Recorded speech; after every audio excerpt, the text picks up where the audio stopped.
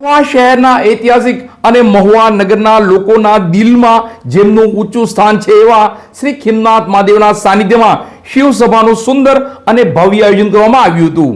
બાળકોના મુખેથી ઉચ્ચારેલા સંસ્કૃત શ્લોકગાન અને બાળકોના કલબલાટ વચ્ચે આ શિવસભાનું ભવ્ય આયોજન કરવામાં આવ્યું હતું। મહુવા શહેરના શ્રી ખીમનાથ મહાદેવના મંદિર ખાતે યોજાતી શિવસભા આજે પણ બાળકોના કલબલાટ અને શિવના સાનિધ્યમાં યોજાઈ હતી। શિવની આરાધના કરતા કરતા શિવના ધ્યાનમાં મગ્ન રહી ખ્યાલ જ ન આવ્યો કે શિવસભાને 3 વર્ષ આગામી પવિત્ર માસ દરમિયાન પૂર્ણ થશે।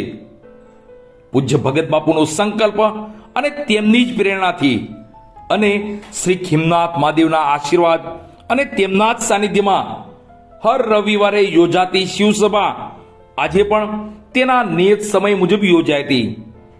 છેલ્લા 3 વર્ષ દરમિયાન શિવસભામાં આવનાર તમામ બાળકોએ સંસ્કૃતમાં શ્લોકગાન, આપણી ધાર્મિક પરંપરાઓ, આપણી ધાર્મિક કથાઓ, આપણા ધર્મ કાર્યો, સનાતન ધર્મની જવાબદારીઓ, આવા તમામ કાર્યો, આવા તમામ સારા કામ બાળકો શીખ્યા છે।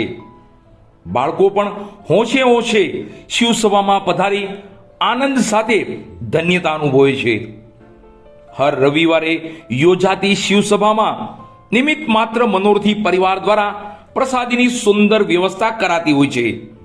ત્યારે આજની શિવસભામાં પ્રસાદીના નિમિત્ત માત્ર મનોરથી પરિવાર એવા મુન્નાભાઈ વાડીવાળા રહ્યા હતા અને તેના દ્વારા મનપસંદ મનભાવન બાળકોને પ્રિય એવા વડાપાવની પ્રસાદી રૂપી વ્યવસ્થા કરવામાં આવી હતી। બહુ ખુશીની વાત છે કે આપણી વાલી શિવસભાની દીકરી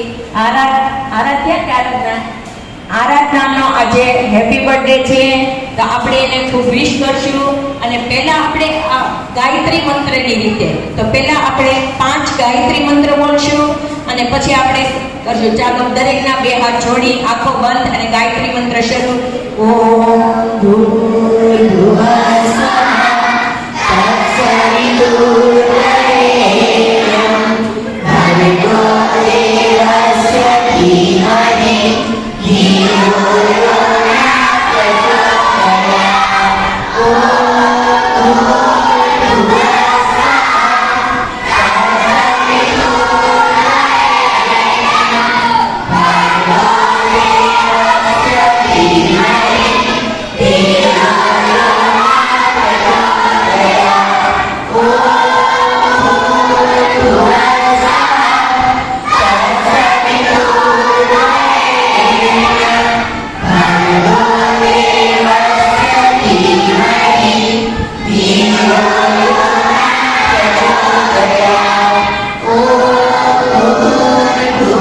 સ્વઃ તત્સવિતુર્વરેણ્યં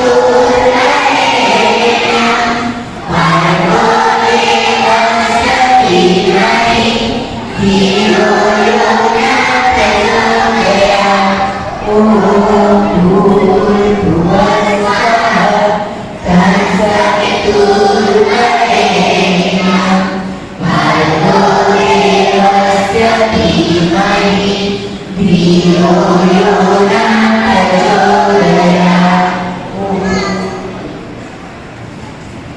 આરાધના આપણા શિવસભાની દીકરી આપણે ખીમનાથ દાદાના ચરણોમાં એના જન્મદિવસે પ્રાર્થના કરીએ કે જે ખૂબ ભણવામાં આગળ વધે, ધાર્મિક, નીડર અને ખૂબ સારી રીતે એના જીવનમાં પ્રગતિ કરે, માતા પિતાની સાથે આપણા શિવસભા પરિવારનું પણ નામ ખૂબ રોશન કરે।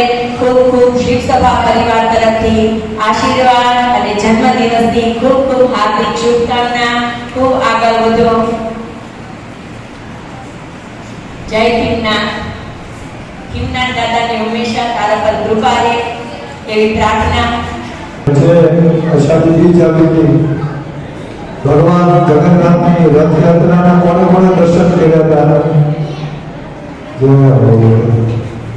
ભગવાનની રથયાત્રા નીકળી ત્યારે દરેક બાળકો દર્શન કર્યા હતા ને? સરસ સરસ। હવે કયો પર્વ આવશે? અષાઢ મહિનામાં આજે પર્વ આવે છે. કયો પર્વ આવે? કયો ઉત્સવ આવશે? કયો દિવસ આવશે મોટો? કયો મને આ મહિનામાં, શ્રાવણ મહિનામાં નહીં, આ અષાઢ મહિનામાં જે મોટો તહેવાર આવે છે. કયો તહેવાર આવે? યાદ છે બેટા? બેટા ઉભો થા, ઉભો થા. કયો તહેવાર આવે? રક્ષાબંધન મનો આવે, શ્રાવણ મહિનામાં આવે. એટલે તમને પૂછું છું, અષાઢ મહિનામાં આજે મોટો તહેવાર આવશે. બોલો બેટા, દીકરીઓને ખબર છે કોણ આવે? કયો તહેવાર આવે? હે? મોડા બેન, હા અહીંયા આવે એટલે મોડા બેનની ખબર, છોકરાને ખબર. અહીં ઘણા બધા વ્રત છે, ઉત્સવનો મોટો તહેવાર, બધા વ્રતો આવે છે. વ્રતનો પૂછો મોટો ઉત્સવ આવે ને એ ગુરુ પૂર્ણિમા આવશે. શું આવશે? ગુરુ પૂર્ણિમા મહોત્સવ આવશે. મોટો ઉત્સવ આપણે ઉજવવાનો. અને બધા લોકો આ ઉત્સવ ઉજવવા ક્યાં જાય? ગુરુ પૂર્ણિમા ઉજવવા ક્યાં જાય? ક્યાં જાય? બોલ બદ્રીનાથ બાપા જય જય.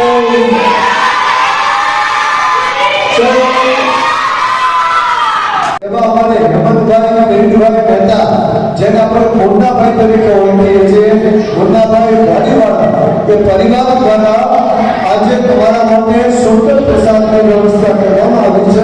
એના માટે જોરદાર તાળી આપી. ખૂબ ખૂબ ધન્યવાદ. આજે મુન્નાભાઈ અહીંયા નથી પહોંચી શક્યા, પણ પ્રસાદની વ્યવસ્થા થઈ ચૂકી છે. તો એમ પ્રસાદ એના માટે એ પરિવારને ખૂબ ખૂબ આશીર્વાદ આપીએ.